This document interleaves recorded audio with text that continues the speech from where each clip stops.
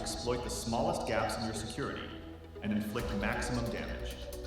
Without the right threat intelligence, you are shooting in the dark and leaving your defenses vulnerable to cyber attacks. Securite Threat Intel revolutionizes your security operations by providing the intelligence you need to make strategic decisions, build a tactical incident response plan, and stay one step ahead of advanced cyber threats. It aggregates data from multiple threat feeds and millions of endpoints, analyzing and tailoring insights for your region and industry. The result? Actionable intelligence your team can swiftly act on. Securite Threat Intel integrates seamlessly with your SIEM and SOC, revealing unknown threats and empowering precision-driven incident response. Powered by Securite Labs, India's largest malware lab with over 30 years of expertise, we analyze more than 1 million new samples and 500,000 URLs daily to deliver unmatched threat insights. Stay ahead of evolving threats and turn your security truly proactive with Securite Threat Intelligence. Proactive, powerful, precise.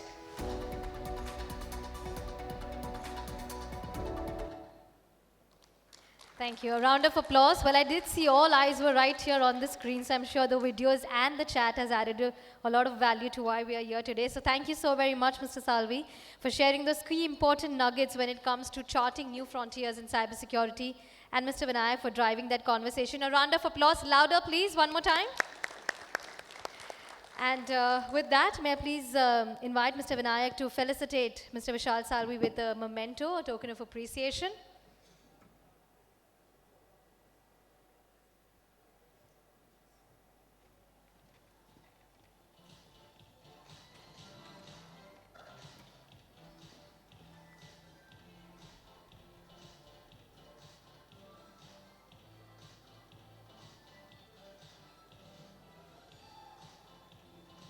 Thank you. Thank you so very much.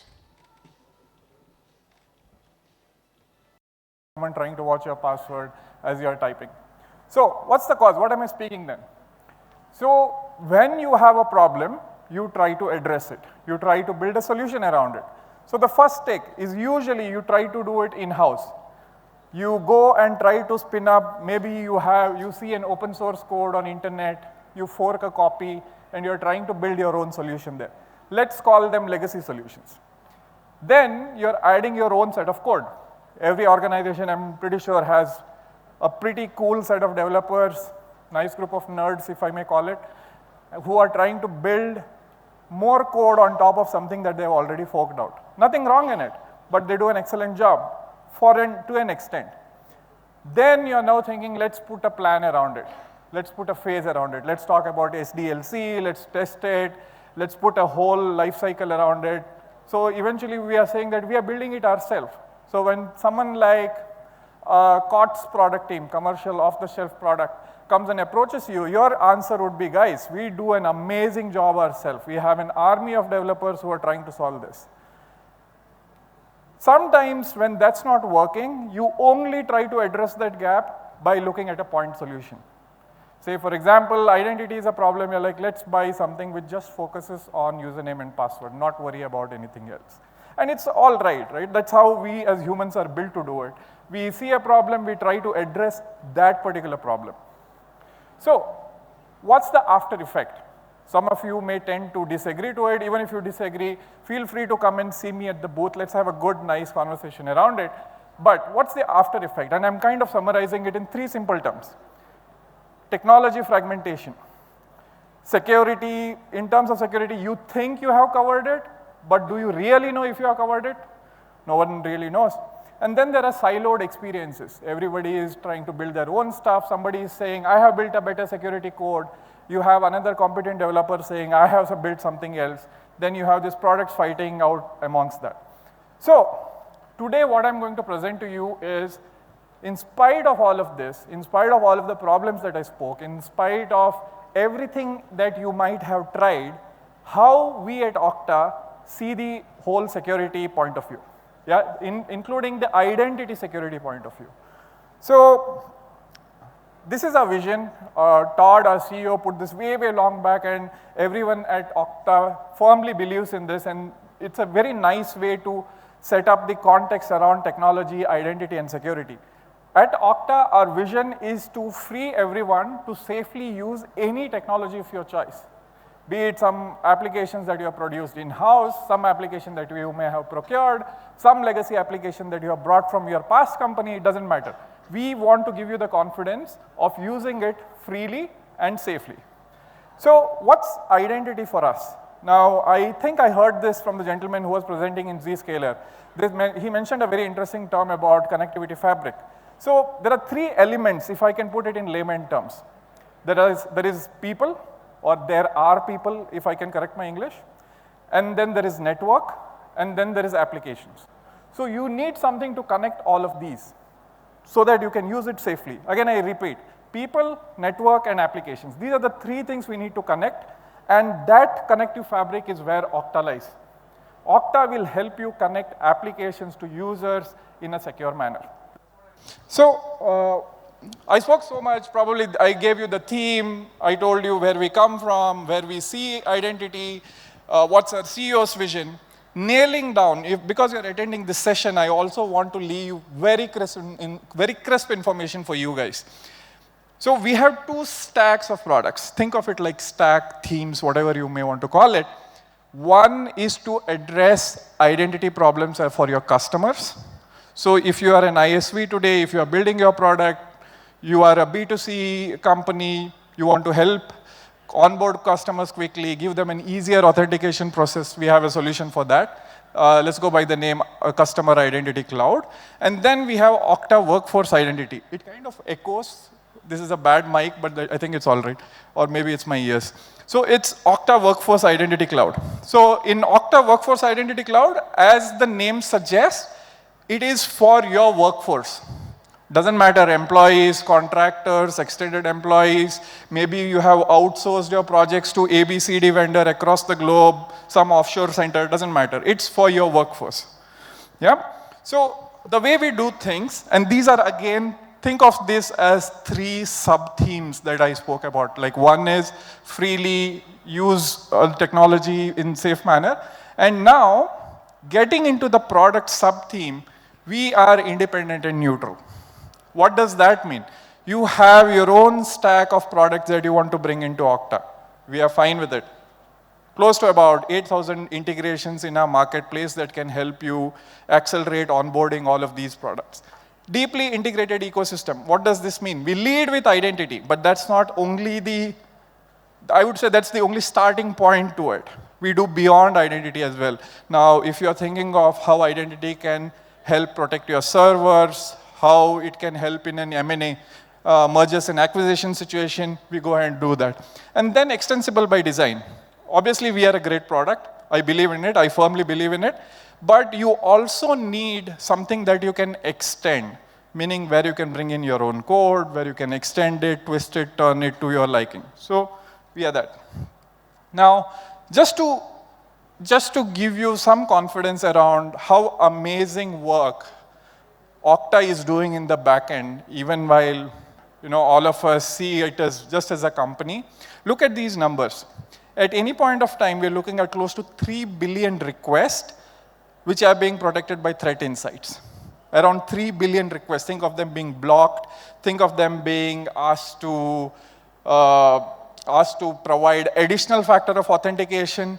Then there are 90 billion events being generated. B for ball, billion events. And then we are talking about 200 million plus high-risk logins.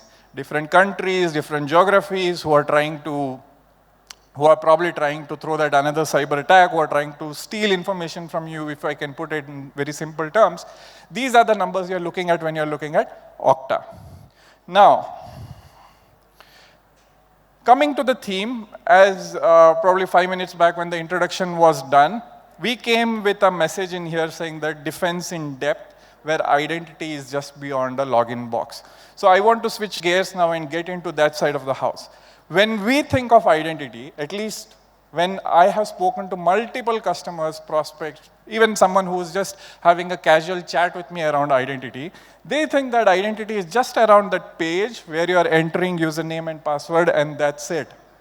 Unfortunately, that's not. That's only the starting point to it. So once you have logged into an application and then you're moving forward, your identity journey is only begun. Yeah, then at every step, you got to ensure that you are safeguarded from all of these different threat actors that are keeping an eye on seeing how badly can I attack him or her. So what's our strategy? If you are looking at this more from the circles and the multiple circumference around it, there are 4 steps to it. 1, very vanilla, authentication and authorization. You authenticate, you authorize yourself, you are given the right role, you are checked for your credentials, you are checked for your multi-factor authentication, and you are logged in. Then we step it up by identity posture management. So I was having a chat with my boss, and he mentioned to me a very interesting situation around it. Think of this as like an audit tool. Maybe you want to check the posture of your organization as how many people in your team or how many members in your team have admin roles, have super admin roles. How many do they have privileged access? So if you need one single dashboard which gives you a simplified view of who has what access, that's posture management. Posture in English terms as well, it tells you how exactly it is sitting. Then you have identity threat detection and response. One is, what I would say is, you have an option in life where you are being reactive. Something happens, you then do stuff. But then there is an option also to always be proactive. Think of this as a proactive project. Think of this as a proactive product, which will identify threats and help you do a reactive remediation, okay, on the go. You don't have to sit, wait, let an alert come, let an SMS be triggered on your cell phones. Maybe you're having a nap, you have to get up, go back and remediate it. No, that's not the situation. Automatic remediation. And finally, to cover all of it, there is continuous governance and least privilege enforcement. So these are the four circumferences around around the theme of this talk today, which is before, at, and after the login box. So here's 4 nuggets that I want you guys to carry out of this session.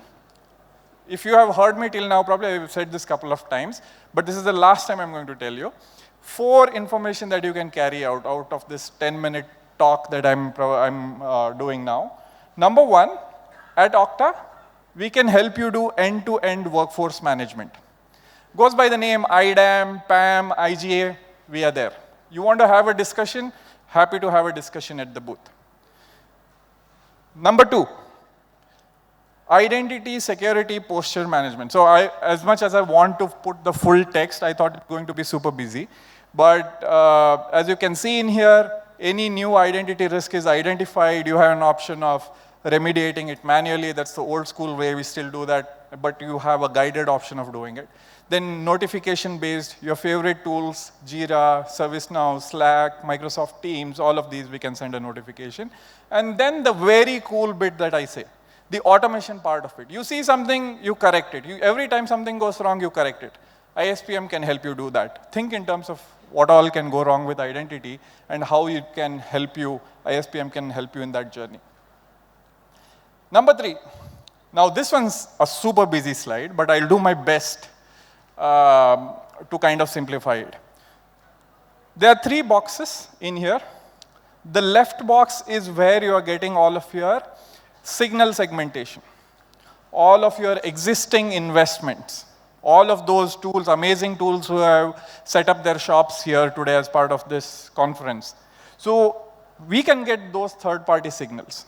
We send them through this box called as continuous risk assessment. You don't have to go too deep into it at this moment, at least at this keynote talk, but there is risk engine and then there is policy engine. Okay, it goes through that and then real-time action is being taken. From there, did I miss something? No, okay, we're good. From there, the last one, this is a bit of a deviation. All this while I've been talking too much about workforce and all of it. This is my last slide. again, a super busy one, but hopefully I'll be able to make sense. Every time you're logging into an application, this is exactly what's happening beyond the screen. Okay, and all of this happens in milliseconds sometimes. So you start by logging into an application using a browser. That's SAML, OIDC, WSFed, whatever that protocol is. And it goes through all of those black boxes that you can see on this line. Okay? Below, you can see some of those blue, purple, violet boxes.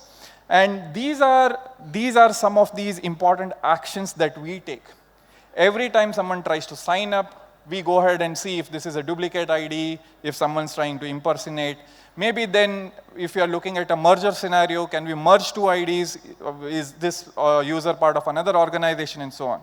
That plane keeps moving, and to an extent where you can even extend, you can provide extensibility on this code. Maybe you have your own OTPs that you want to send with your own vendor. We go ahead and do that also. And if required, we can always step up using this MFA. Different kinds of MFA, but I'll not go too deep into it, but this is the high-level message that I want to leave you with. So that's it. Probably I made justice. I already got this time's up thing. So what's next? What happens from here is, if you think this was useful and maybe you want to have a chat around it, maybe you don't agree to me, feel free to come visit us at the booth number 55, and I'm sure you can scan this QR code and visit us. Thank you very much for this opportunity.